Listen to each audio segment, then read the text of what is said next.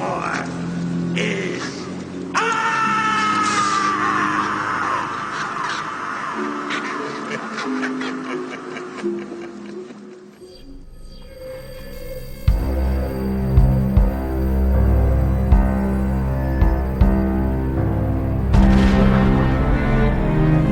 I have given a name to my pain.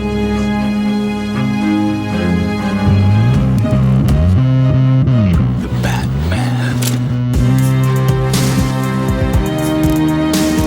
Always waiting for some Batman to save you. it's simple. We kill the Bat of Gotham. I'm vengeance. I'm Batman.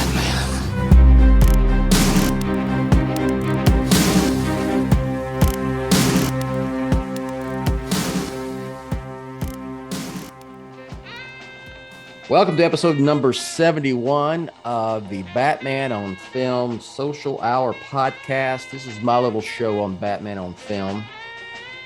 And I am the founder of Batman on Film. Pete, did you know that I created Batman on a web TV back in 1998?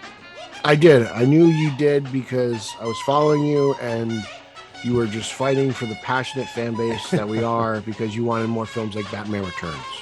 More serious and dark Batman I don't know movies. about that. That movie is an example, but that is true. I just didn't know if I've ever told that story here at any time on Batman on any of these podcasts, whether it be Social Hour or the Batman on Film podcast or what are the BOF well, probably on the BF Chronicles I had to because it's the history of Batman on Film.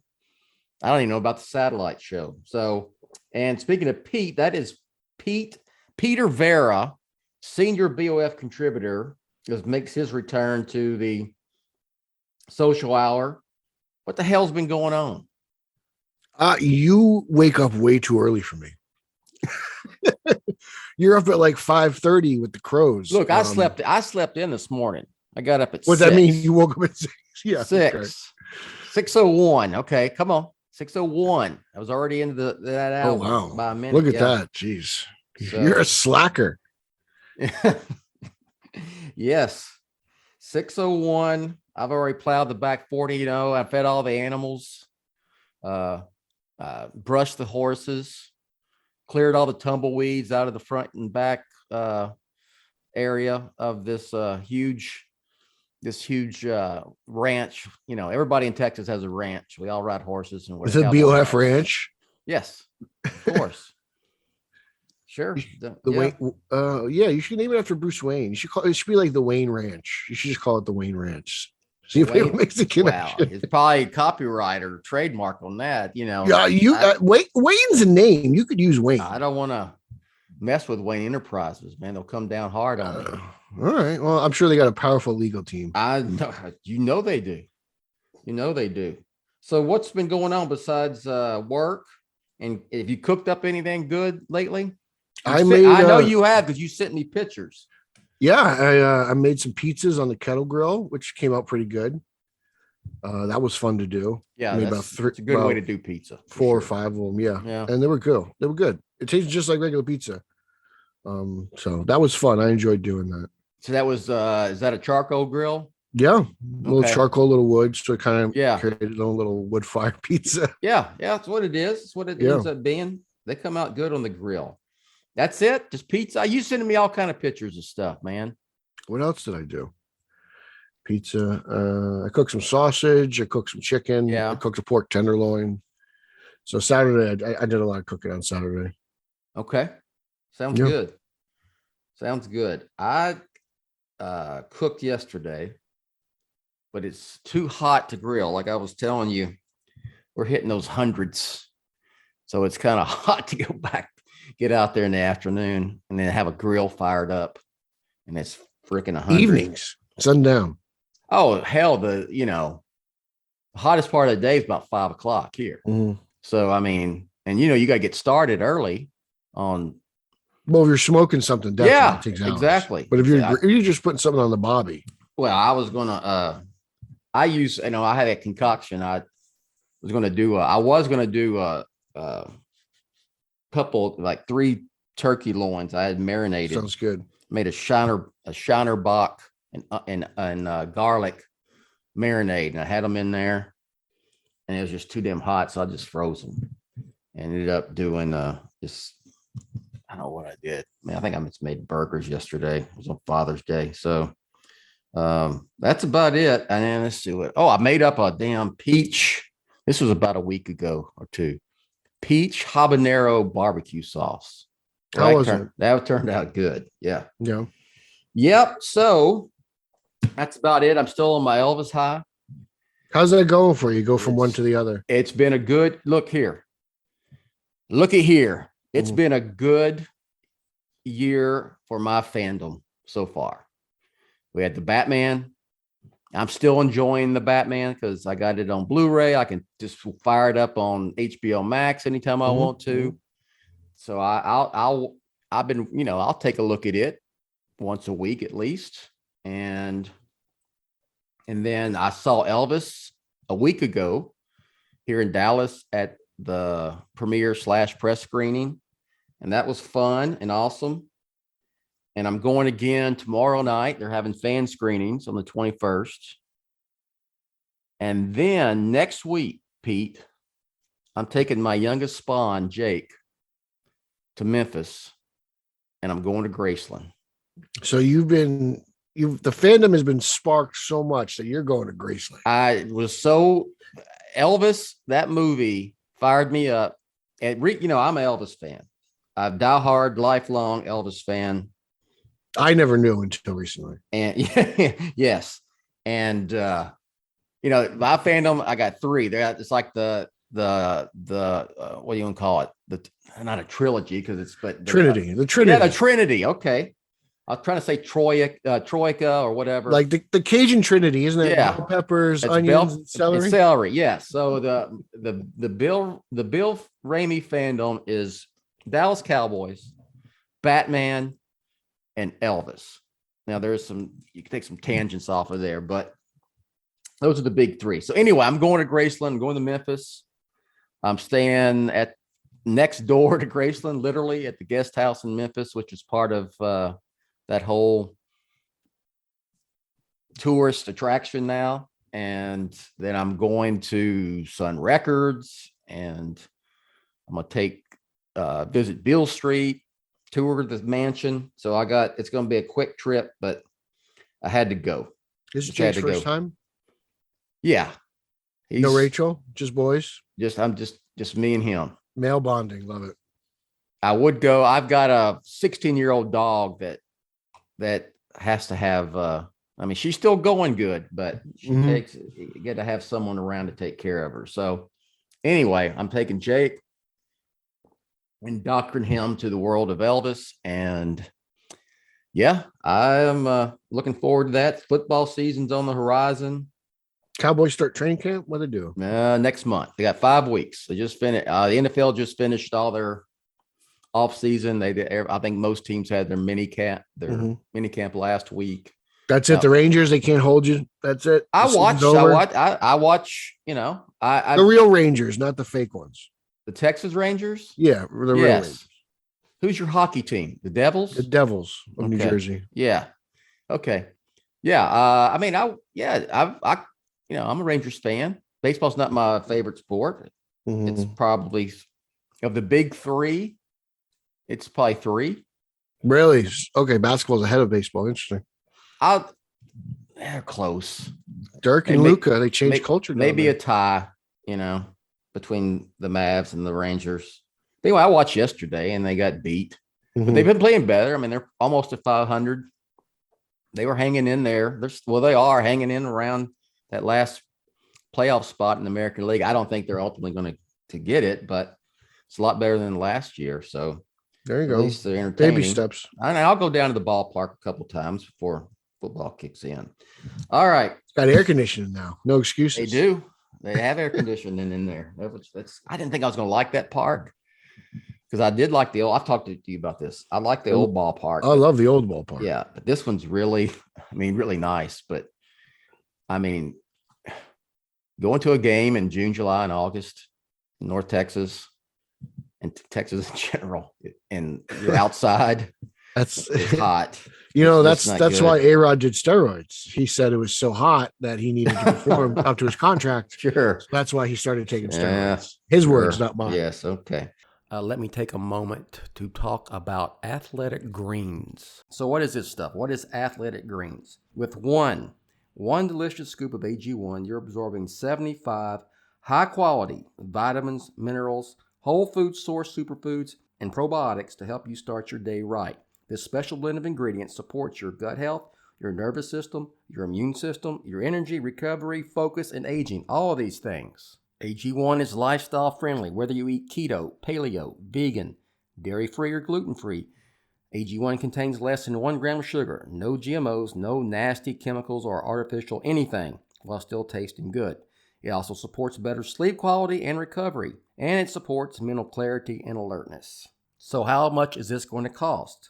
AG1 will cost you less than $3 a day. It's cheaper than getting all your different supplements yourself. You're investing in an all-in-one nutritional insurance. Right now, it's time to reclaim your health and arm your immune system with convenient daily nutrition. It's just 1 scoop in a cup of water every day. That's it. No need for a million different pills and supplements to look out for your health. To make it easy, Athletic Greens is going to give you a free 1-year supply of immune-supporting vitamin D and 5 free travel packs with your first purchase. All you have to do is visit athleticgreens.com/emerging. Again, that's athleticgreens.com/emerging to take ownership over your health and pick up the ultimate daily nutritional insurance. Thanks for saving the day, Batman. I'm afraid the circus gang is back. We'll see. We're going to talk some Batman today, some Batman on film today.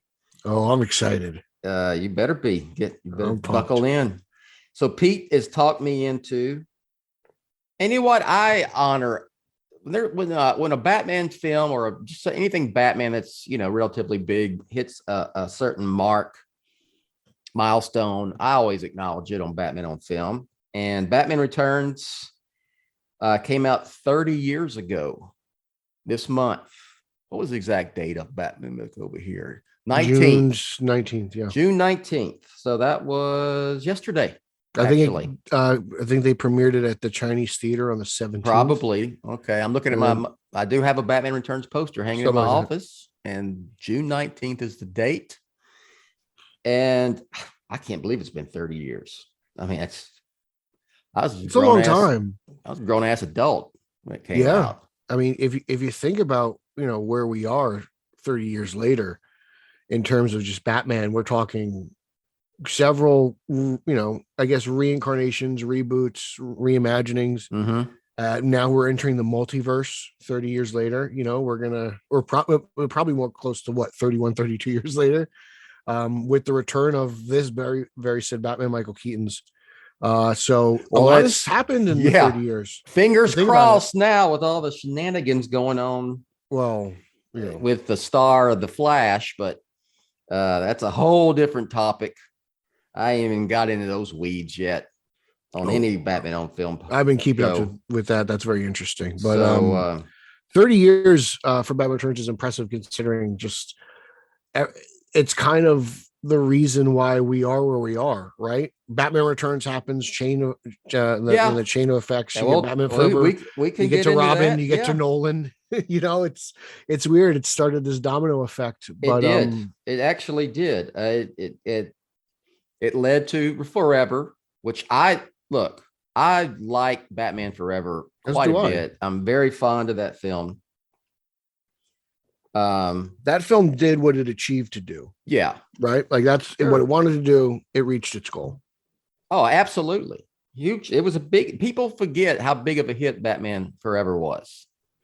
And then that begat Batman and Robin, which we know that ultimately gave us Batman Begins. Mm-hmm. And then that trilogy. And then we had I mean, we're what? Let's see. But since Returns, how many? Let's see. Kilmer, Bell, Clooney. Clooney, okay. Which is the same Batman, but different actor. Affleck. and Pattinson. And if you want to call it that fake over at Gotham, Mizzou, No. David Missouri. We're talking about the real Batman. The real Batman on the big screen. Well, he did put on a suit. Somebody did at least. I'm talking about on the Real big deal? screen. On the big screen. And even Adam West was on the big screen. So 30 years ago, I'll say Batman this. Returns comes out. Yes. Batman Returns is not a failure of a movie. It made money. It was critically well received, but there is that Batman Returns was the birth of Karens. You know, Of Karens? Of Karens. Yeah. Well, who do you think called McDonald's? People who were upset okay. about their kids' Happy Meals. Like they were, yeah. and that is that's kind of the reason I think why Batman Returns has a little bit of a black eye is people associate that. And there's that famous review by that kid who talks about how that movie stole everything that children love. Yeah. Like if you Google it, it's very funny. Isn't it like on it's on like some talk show. Phil Donahue or something like that from back in the day? Oh, I have no idea. I have no idea who it is. Yeah. Because obviously, I mean, I was born in 86, so like I was Jimmy Jones, maybe. I was so young. But you know, I do think Returns kind of gets a little of a bun rap. Like especially now, like people say it's dark. But when you compare it to like Nolan and what we just saw with Reeves, I don't think it's as dark as it's a some different of those kind movies. of dark. Okay. I mean, let's be fair. If you want to say it's very sexualized, I think it is because the Penguin is extremely horny. But then again, I'll say this: Chase Meridian is just as horny as Oswald is in Batman Returns. Sure. So Forever is just as sexual as Sure. Batman Returns. But Returns, zombie Catwoman is an interesting take. It's okay. And So that scene is very disturbing, I think, for children. So I'll give them that. tell me your Batman Returns story. So that means Well, when did you see it for the first time? How did you see it for the first time? VHS. Okay. I've told this story before. That as much as I love Batman Returns now, as a kid, it did terrify me. So I understand everything. I get it. Yeah. To the point where, like, one day, me and my brother were watching it, and this is a true story. And when she's pumping all the stuffed animals into the garbage disposal, me and my brother were freaked out. We popped out the tape and threw it away. We were scared. And so I get the gripes and the nitpicks of it. But as I've grown into an adult, I have learned to really love this film. So it's interesting to see both perspectives, growing up as a kid, being terrified of it. And then, as an adult, really just finding Oswald so fascinating in every aspect. Like DeVito's performance, I think, is really unheralded in this movie. Everyone gives Pfeiffer all the credit, and deservedly so. Like what she does on the rooftops of Gotham and with that whip is very impressive. But I really do love everything DeVito brought to the table here. I think all the performances were good.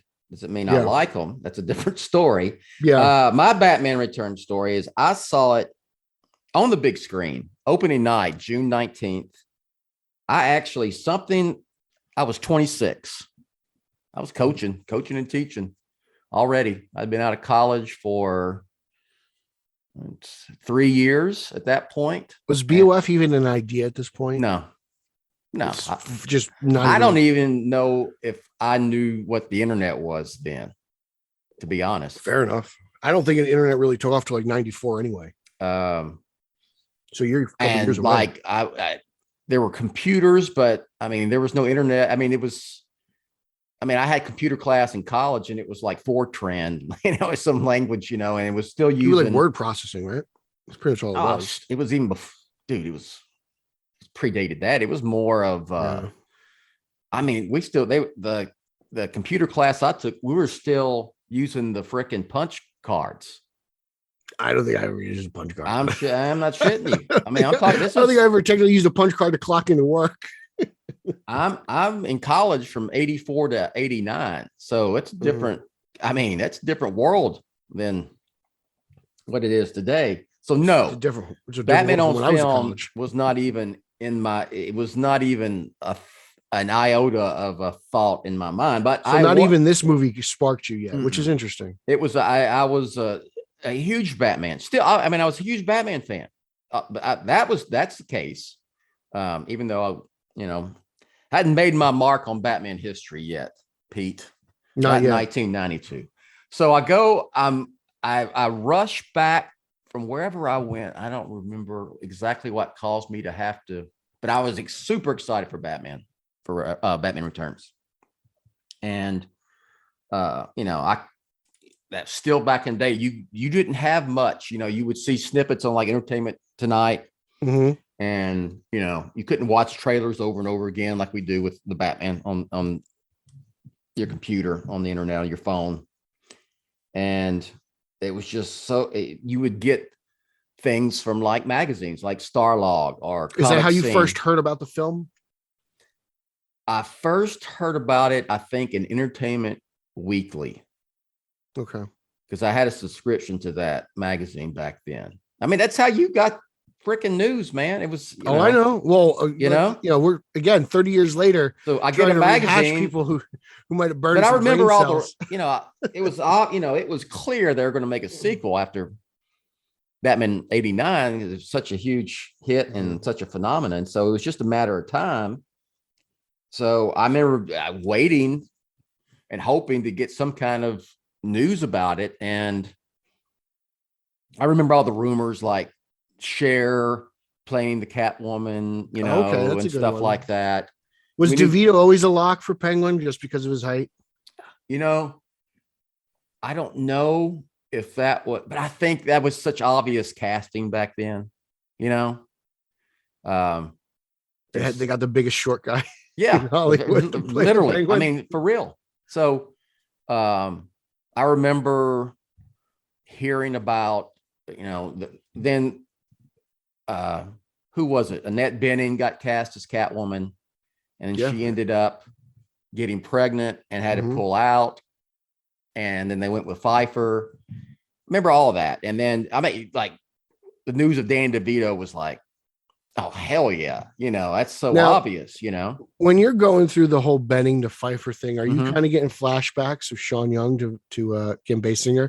Like, again, last minute, the lead isn't available. It was rush this blonde over. It was like, it was just that the news was so slow compared to today.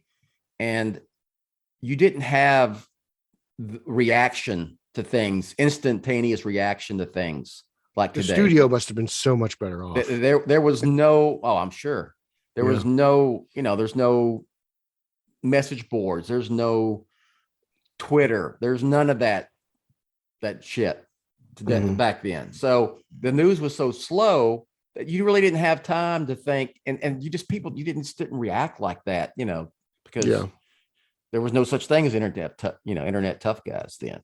So I don't know if I don't think I knew that Sean Young was going to be Vicky until years later, until after the movie came out. That's something that gets dropped on Twitter. And the scooper drops like a pair of eyes, and then 2 hours later the story comes out now.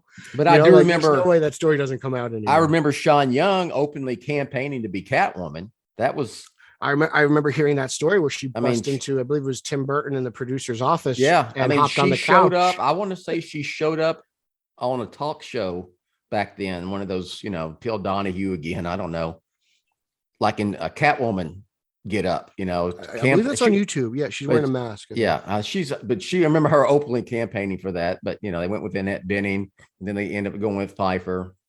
And so I think the first thing I ever saw of it was probably Entertainment Tonight. Now, did you get any inklings there that maybe something's awry? I may not be into this. No, it was, because you didn't. There's just not enough. It wasn't enough. 2 minutes? I mean, I think the scene that stands out that you see as far as publicity clips was like the shot of Keaton standing up in Wayne Manor with the bat signal behind him. And I guess some Catwoman, Batman quote unquote fighting stuff. And then Mhm. Penguin, I think they use that. You don't think you'll win, do you? Which As is a a great clip. line. Things change. And then the Batmo. I mean, what was that thing? That kind of that ski boat. Yeah, that's kind of in that doing the tunnel. U6. I mean, 3U60. I was gonna say it was like a U-turn, like a 360 kind of U-boat coming through there, and it all looked cool. And I was stoked. I was stoked. Okay. And so you went into this movie fully, and I was, yeah. I just I want was to say, all like, in, man.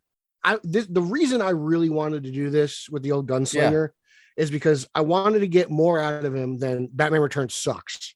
You know, like that's his like go-to response on the internet for anything about Batman Returns. wrote. I want to get your like real complete Batman. thoughts. So you walk into this thing really anticipating it. Yes. And you're fired up, you're ready to go. Yeah. And you don't expect it to be comic book accurate, correct? Because no. Joker, last movie we saw the Joker kill the Waynes. I mean, Joker's I figured dead, so it was a sequel to Batman 89, so it was going to be the sequel to Batman 89.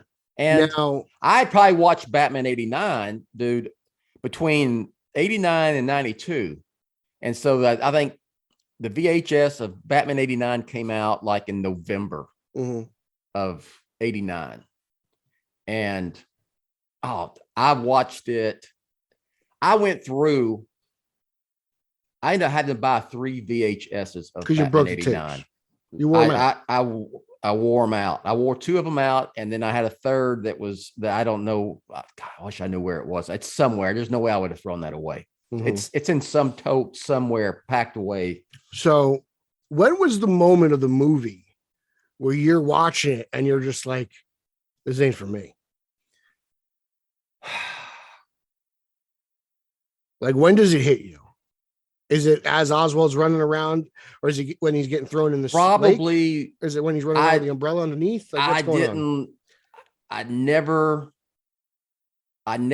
got into I never liked the entire vibe of the film. And you get the vibe of the film from the very beginning with the Penguin parents, and they throw him in, you know, in the water in Gotham and all that. And that's how the whole opening credits come about. And I was like, okay, but you know, the movie just started. And I'm sitting there watching it. Because that's good, terrifying in itself. Like the baby eats a cat. You know, it's not just my problem is not with the darkness of it. It's just it just doesn't jive with me, man. It just didn't. It's too far out there. It's too much Burton for you? Because for me, and I'm a huge Burton fan. Well, as am I, growing up on Burton, like Scissorhands and all this stuff, Batman. Like, Burton movies have been a part of my life, and I love his style and his approach. Even I am a big Burton fan. Stuff, I believe that there are things, there are topics, there are characters and storylines that are right up his alley. And I get why he was attracted to Batman. This is very much a Tim Burton film. I mean, it just is. But it's taking Batman, and I'm a huge Batman fan. It just wasn't my didn't jive with my Batman sensibilities. And look, I'll defend it. I'll defend Burton. I'll defend any director being able to take Batman and turn it into use their interpretation of the character, and it's valid. It's Burton's. Look, let's be honest. Batman 89 was more of a studio producer driven film than it was a Tim Burton film. Although that's what I want to ask you is this story just too much Burton, whereas the other one was the first one was a wonderful balance between Burton and Ham? Is Ham that much of a force in 89 to where it kind of keeps I think that it was straight and narrow? Because even Ham says he didn't like the end. It's not his ending. And Vicky in the Batcave, he was totally against. So Ham seems to be almost the Goyer in this situation. I would say that it is Burton. It is Sam Ham. It is John Peters and Peter Goober. You know, So it's the first one's a real collective effort. Yeah. Whereas the second movie is completely, I mean, Burton did have Tim. Look, there are some the aesthetics. I know that Burton had he had a little bit to do with Keaton being cast. And apparently that, from doing research and listening to documentaries, it had a lot to do with Peter Goober as well. But so it just but Returns, that is a straight up Tim Burton film. I mean, you could see it. I mean, all the Tim Burton staples are there. All the characters are pale, right? Like everyone kind of has a little bit everyone's of pale, a melancholy backstory. They're all outsiders and all that stuff. I will say though that this version of Catwoman, this Pfeiffer Catwoman, might be the most popular version of the character in live action. While it's not the most accurate, I think it resonates with a lot of people. Her performance is absolutely electric. I think it's the most well-known. Because as we get a little bit farther away from the 60s show, I think that generation kind of takes a second seat to my generation, which is the 30 plus club. And Pfeiffer's a big part. I get into arguments with my buddy Luke all the time because he's a big Pfeiffer guy. And right now, for me, Catwoman is Zoe. I think Zoe's really embodied that character. Okay, I would say, but him not being a comic book fan, he really levitates to this version of the character. I think Michelle Pfeiffer was a big star at that point. Her performance was great. It's great. It's a great performance. Danny DeVito's performance is great. It is not comic book accurate. His isn't either. It really makes no sense. None of them make sense. I mean, being put, I use the whole zombie Catwoman thing more of kind of a troll, to be honest.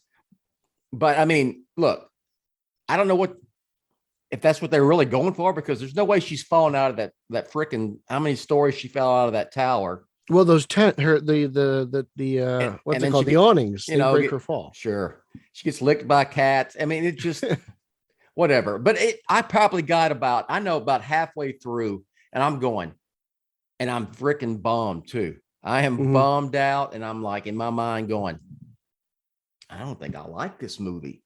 And I never admitted it for years. I probably that's hard to believe.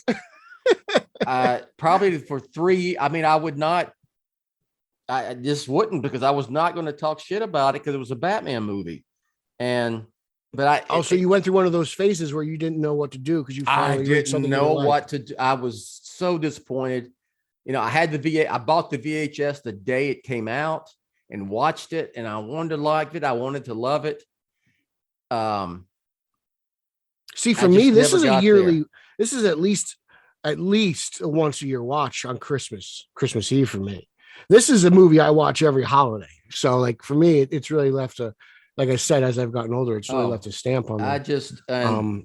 But I will say, like, you're gonna disagree with me hard on this, but sure. I kind of had a little revelation last night as I'm watching this movie. And I've said to myself, and I'll take some heat from this, but this the Penguin's plan, it's not too far off from the Riddler's plan in the Batman. He's an outsider. He wants to be known. And then he wants his revenge on the people he blames, and he's gonna take this corrupt businessman and try to utilize him to get what he wants. It's not that far off. The basis is corruption and using corruption to try to, I guess, justify yourself into, making yourself seem like a hero. But like, I don't think it's really that far off. I know he's killing children out there. I don't know if I'm going to go with that far. There's maybe you can a little similarity. It's I mean, he goes from living in the sewer to then running for freaking mayor. I mean, it's just God Almighty. But that's all Walken. That's all Shrek, who is actually probably the true villain of the film, manipulating everybody behind the scenes. Yeah, and I gotta say, Walken. He's another member of this cast that I think does a great job in this movie. Yes. Yeah. He is purely evil, and he's got some great one-liners, from better fish to fry. Yeah.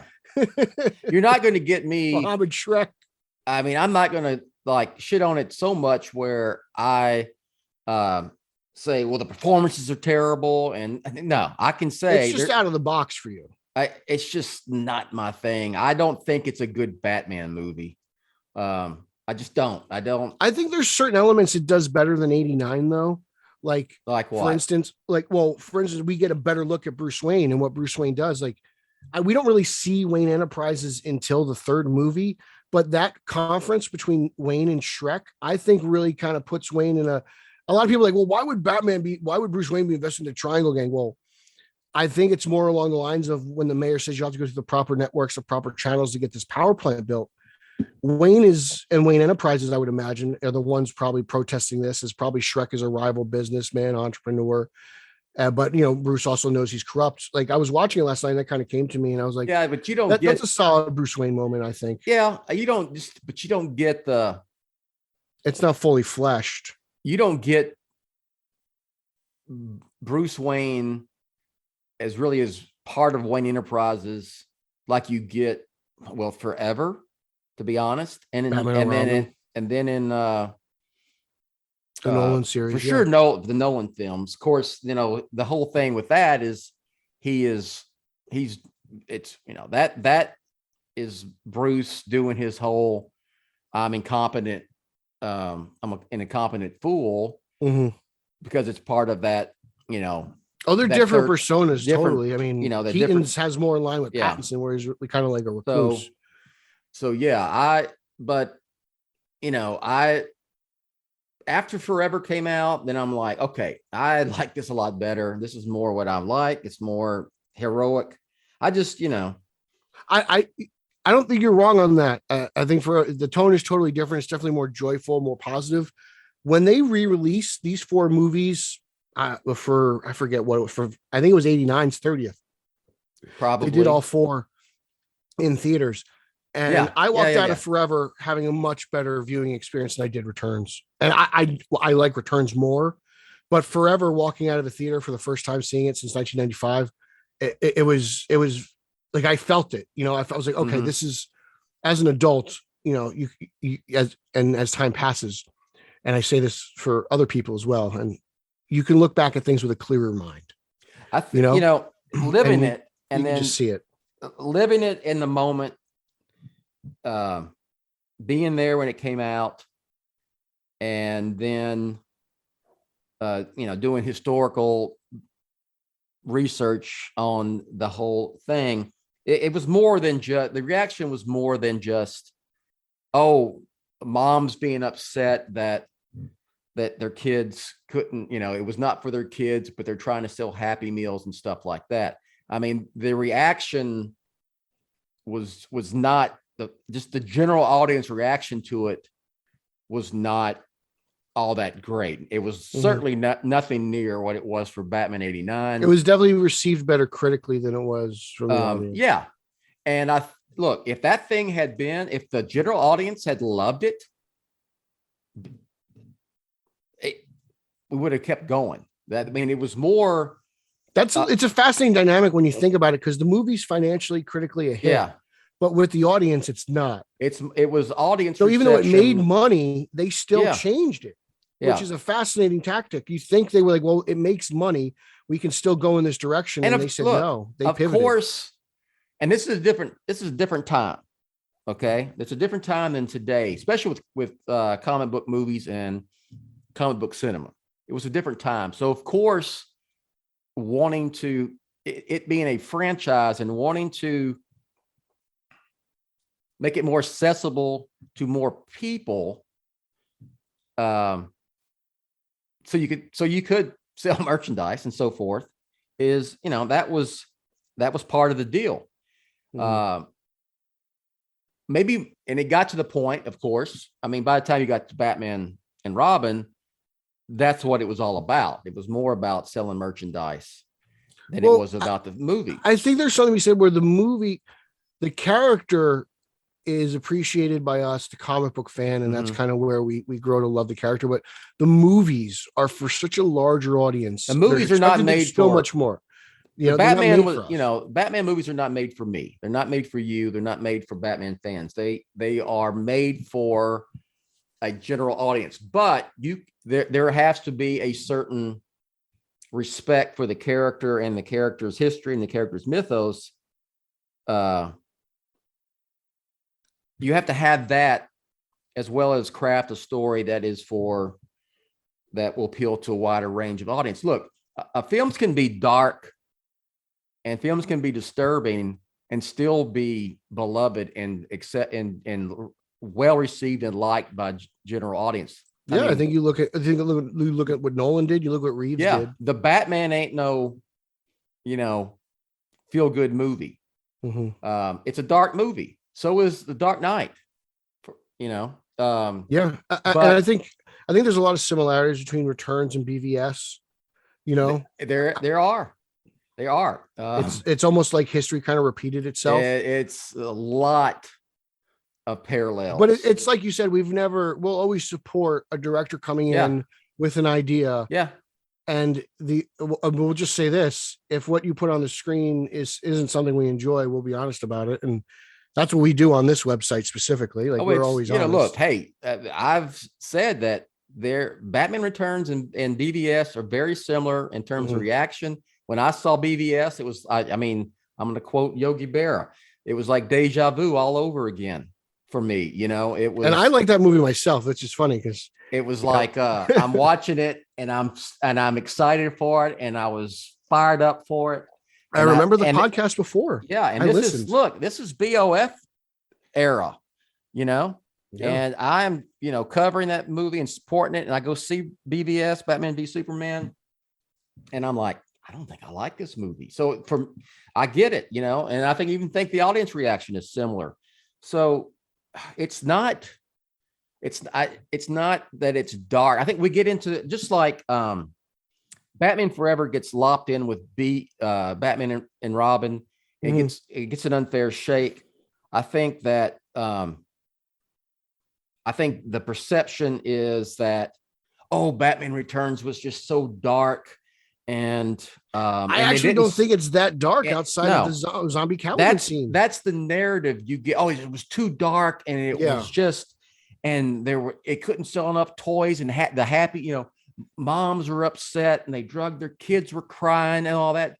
Sure, that some of that happened, but that's not why the direction of Batman on film changed after Batman Returns. Now you said something that stuck out there, and I don't think I've ever heard that before. It didn't sell enough toys. So merchandising for this movie, I'm assuming was not profitable. Is that why? Is that why Forever was so toyetic? Look, I don't know. I can't speak to how successful the merchandising was. Is this a useful question? Returns, probably. I know that I personally, I had Batman Returns t-shirts that I bought. I had Batman Returns. It was different time, man. Well, here's the thing though. Remember, the Penguin toy that they sold was essentially, I believe, a penguin from like Super Friends. They didn't even make a DeVito penguin figure. It was a more traditional comic book accurate figure. I think they were afraid of this penguin. It's clear. If I had to guess, I would say the merchandising did just fine. Nowhere near the first film. I think that the reaction to the film by the general audience overall cooled things down is what led to them saying, okay, we need to go a little bit different direction. Because there's no talk of really Batmania in 92. No. Right? Like Batmania, we had 89, which is probably the biggest one. Then you have 08, which rivals it. And 95 has a small little, very good run there. A resurgent run of Batmania. There was a lot of excitement for Batman Returns because it was coming off 89. I imagine the people went and saw it and they cooled down a little bit. Yes. So it's kind of like, It didn't. I don't know. Like I have to look at the box. I'm curious if it had the legs. You know, that's the Because term people they like to saw use, the legs. people saw Batman 89, and that's a word of mouth thing. There's no internet. You know, non-Batman fans would see it and they would go, and I would, it was like, oh, that movie's awesome. But you would see, and this is me in my denial mode. Like, did you go see Batman Returns? And I would either get, well, it looks like shit, or I saw it and it sucked. That's just the, It sounds like me during response I Justice League. get. People are like, "How was Justice League?" Well, yeah, it's okay. It's okay. Yeah. And I was going like, oh, really? Well, go see it. I mean, if you haven't seen it, go see it. Yeah, go support the movie. Go check it out. Yeah, definitely. It's not bad. And hell, I mean, I'm such a, don't want any Batman film to be bad. I can remember for Batman and Robin, I even had a Batman and Robin t-shirt, and why wouldn't you? And this is great merch for that movie. After I saw the movie, and I'm in San Antonio on the Riverwalk at a bar, and a bartender goes, did you see Batman and Robin? I went, yeah. He goes, how was it? And I went, oh yeah, it's all right. Go see it. And this is when I'm in my hour, and I already know that movie's a disaster. I've seen it. So, yeah, Returns. It took me like 3 years to get to the point where I would publicly acknowledge that I didn't like it. When was the last time you watched it? I watched the whole thing over the course of this last weekend because I knew my man, pots and pans. I got Bill to watch Batman Returns. I couldn't watch it all at once. That's fine. Slow burn. I watched it in bits and pieces, like Zack Snyder's Justice League. I'm trying to think. I'm going to say something good. Look, the Keaton rising up with the bat signal scene. That's iconic. It's a cool visual. What scenes from the movie do you like? What are things from the film that you enjoy? I like gotta be something. So to say that I like Michelle Pfeiffer's performance, to me, that's kind of a cop out because I don't like the interpretation of Catwoman. So I'm not going to go there. I'm trying to think. You may not like the take, but she did a good job. Yeah. Acting. Yes, but I'm not going to use that. I think it's not fair. I'm going to think of something about the actual movie that I like. I mean, I like that scene when he rises up in Wayne Manor and the bat signals behind him. I like that. That's a great scene. I'm thinking, man. I like him and the wings coming out and him gliding. When he gets his glider. Yeah, that's kind of cool. That's actually a very good Bat-Cat scene beforehand where they're fighting. Yeah. People want to make fun of Eat Floor High Fiber. But as they should. What are you going to do? For me, one of my favorite scenes, I guess that's about it. All right. You know what? Okay. I like the Keaton, Bruce Wayne, Selena, Pfeiffer dancing and yeah. Actually, my favorite scene of the movie comes right after that. Okay. It's when Oswald breaks through the party and cut with the duck in his leotard. I love Oswald as he goes to take Chip. There's so many greats for me. There's so many great. We mentioned the Bat-Cat fight scene. I think that opening scene with the Batmobile is great as he's going around saving Gotham City. I don't think the guy in the devil's suit got burned. He's basically wearing a fire preventive suit. There's no way. He is. Get burned. He got to, right? If he's out there spitting fire, firemen don't go out there in that's the ticket and shorts. Yeah, he's got a fire prevention suit on. Yeah. He's totally got it. It just looks like a little red devil. He got fried like bacon. Stop, drop, and roll, baby. He's lucky it's snow out there. I love Lawn Dart. Just everything with the Penguin. For me, as much as this film I said earlier terrified me as a kid, as an adult, I love it. It's so just vintage to me. Christopher Walken plays just your classic evil New York millionaire. Chip Shrek is a wonderful dumb idiot. Sure, I know Gordon, it's not a great interpretation of Gordon and the Burton movies did a bad job, I think, with Gordon. Thanks for saving the day, Batman. Yeah, we'll see. But I mean, I think it's just so creative.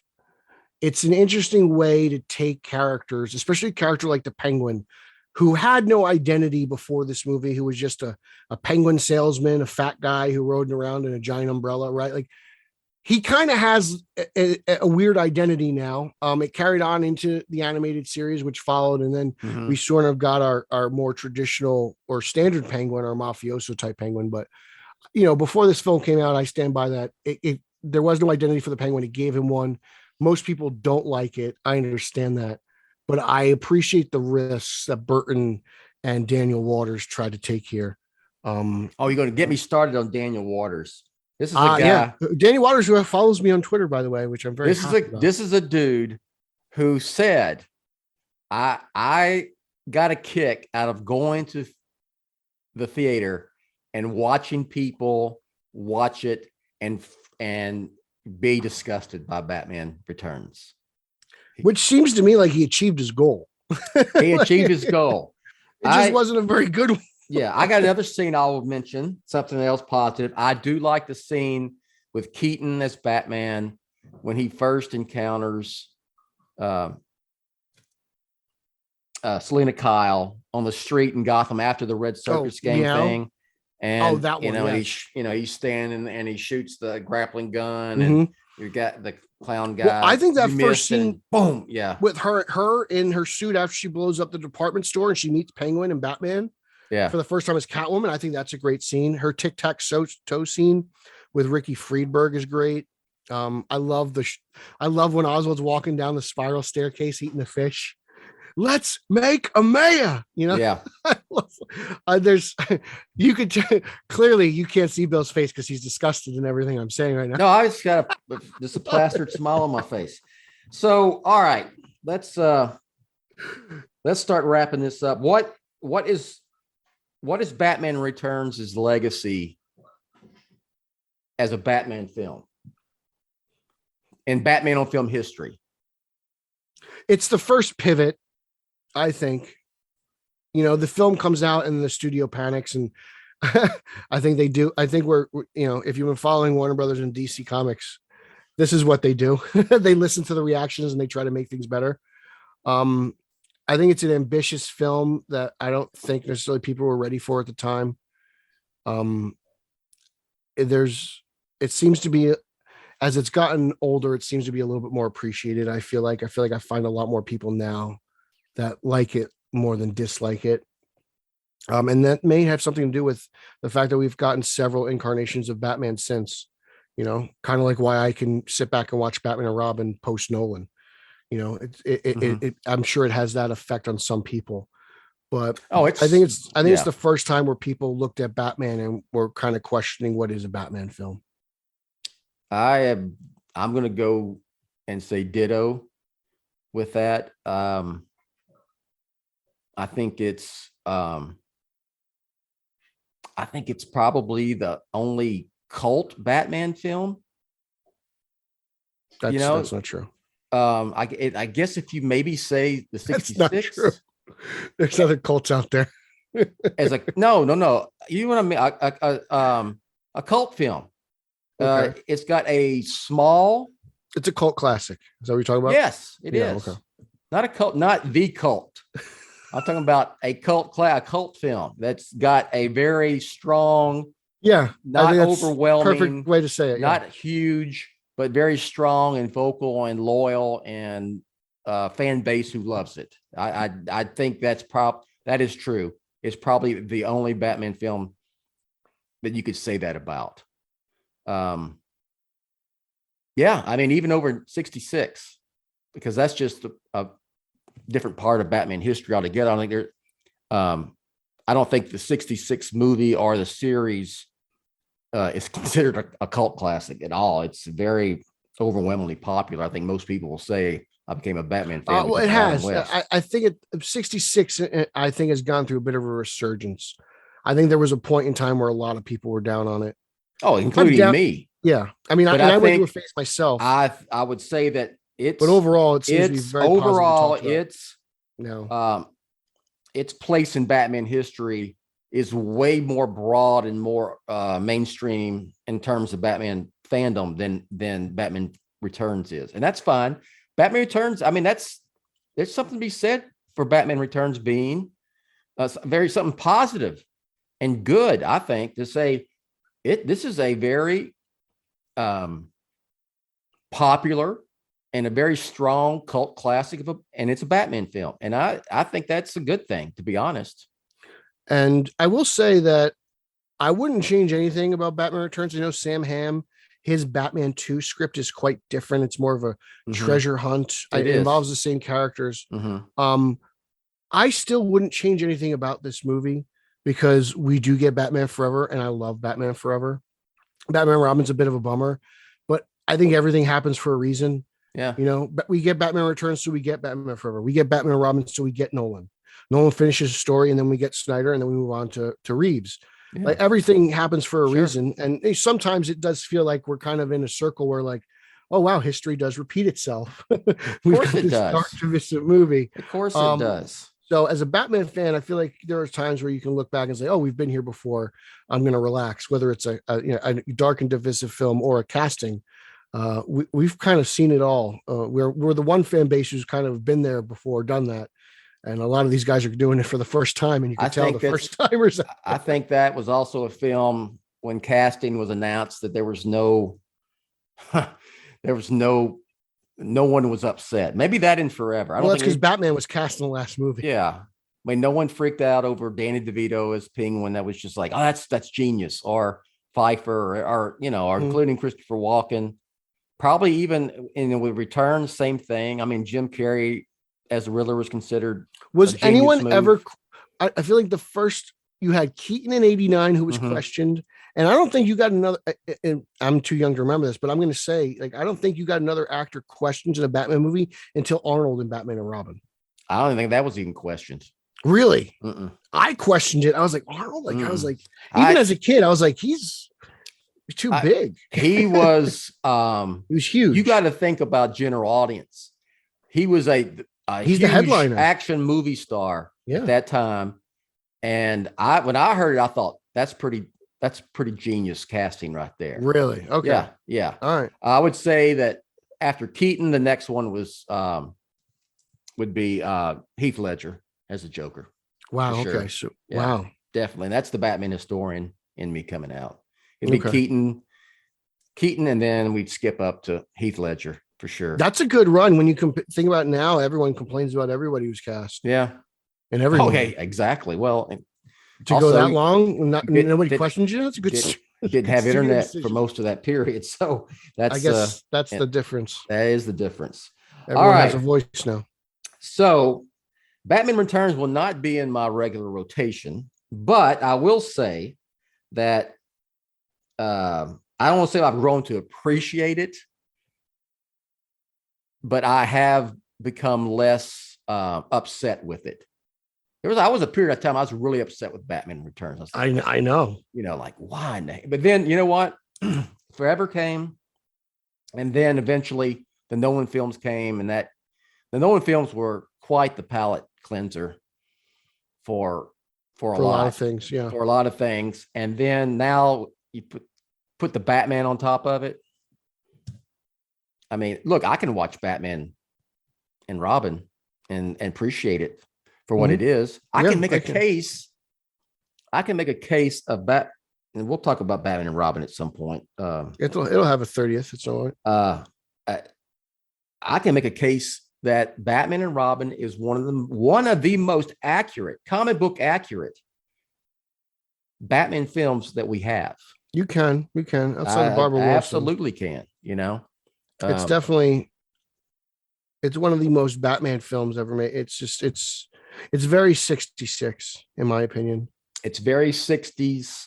And also I would even throw in the latter half of the 50s, from like 50s up through the 66 Batman. I can really, is it my Batman? No.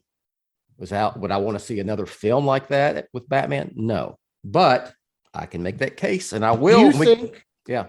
a 66 version of Batman can be made today? Do you think that version of Batman can be produced and I don't want to want to say no, because Batman is such a malleable character that I think Batman works best when he's presented, and now I'm speaking for the general audience. Batman works best when he's presented grounded, realistic, and I don't want to say dark, but there's different levels of dark. Taken serious as a character. That's what I. Season that's 1 of my 66 opinion. is very serious. A lot of people don't give it a lot of credit. Okay, it lightens up as the seasons go on. We're that's relatively speaking compared to the rest of where it went in season 2 and 3. Yes, there's a case to be made for that. You would be surprised. I remember watching the very first episode when the Blu-rays came out a few years ago. It's the one, the Riddler. The Riddler's in. I'm trying to think of the Hi Diddle Diddle.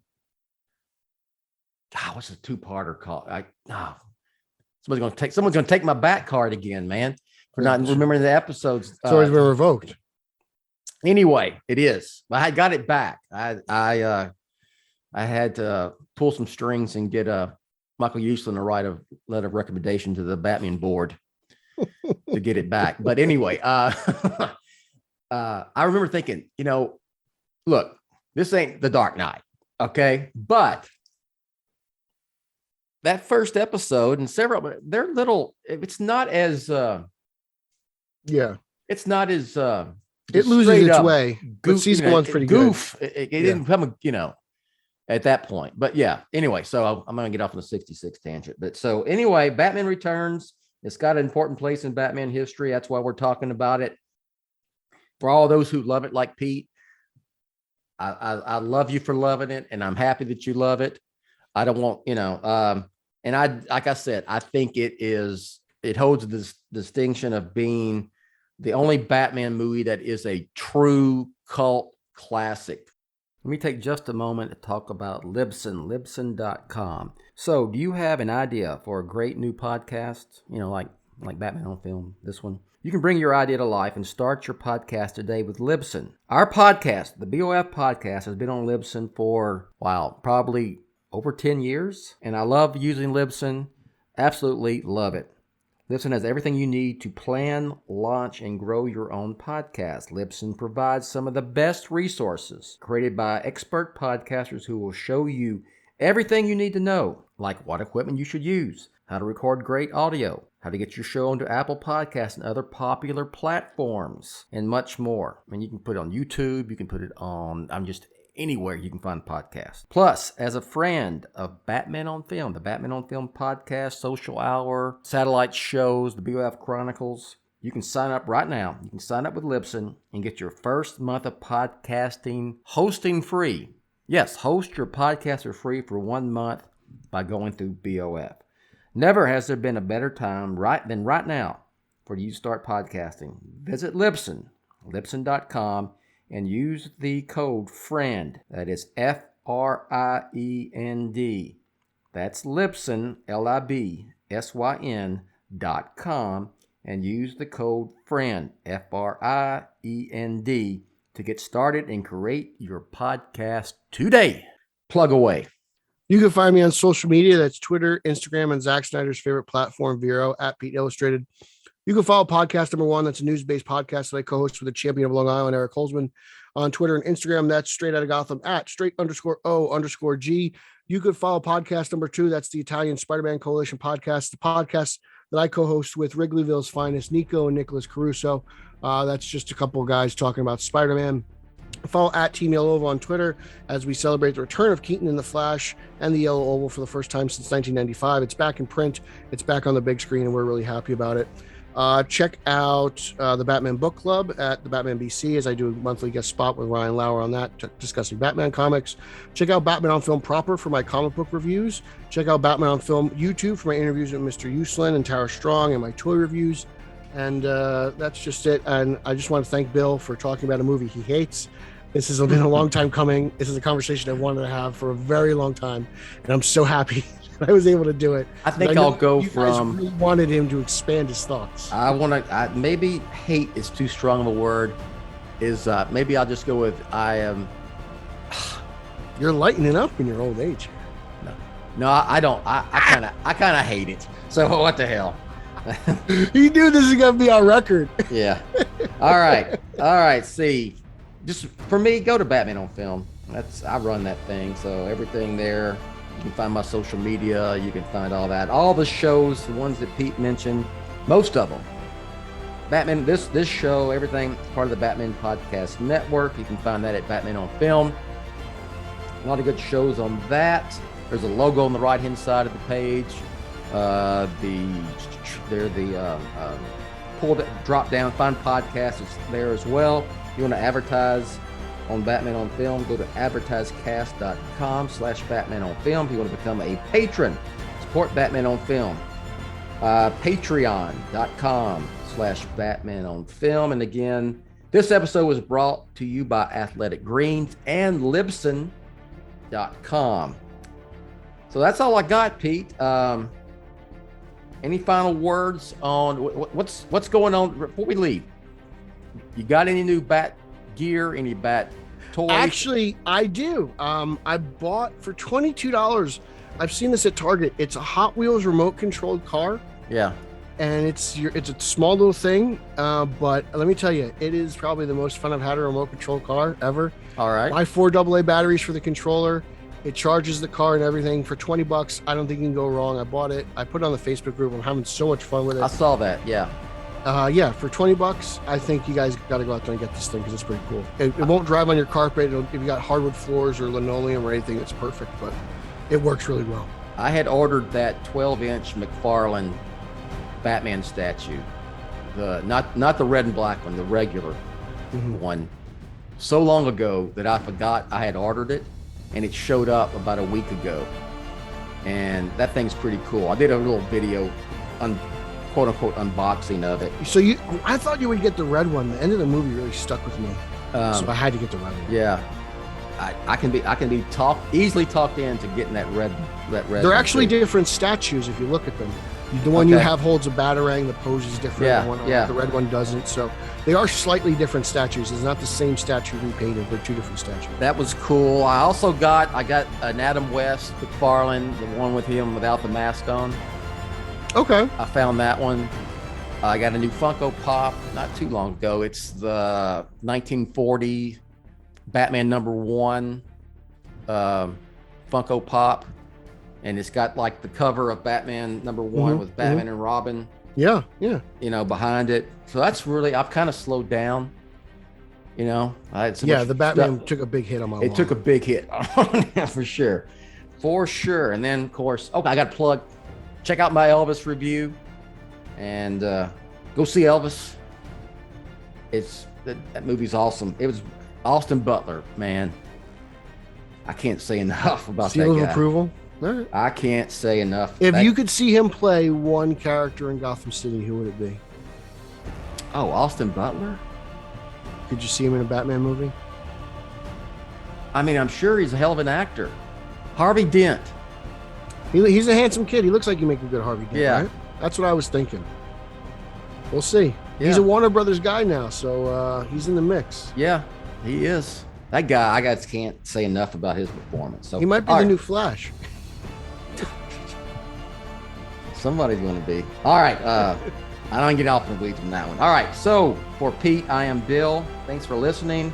Announcer Rachel will do some more plugs, and we'll catch you next time. You have been listening to the official podcast of the one and only Batman on Film website. On Twitter, follow BOF at Batman on Film and the Batman Podcast Network at BatPod Network. For Jett and everyone at Batman on Film, I'm announcer Rachel. Thanks for listening to the authoritative, definitive, the original Batman on Film. Eat floor. High fiber.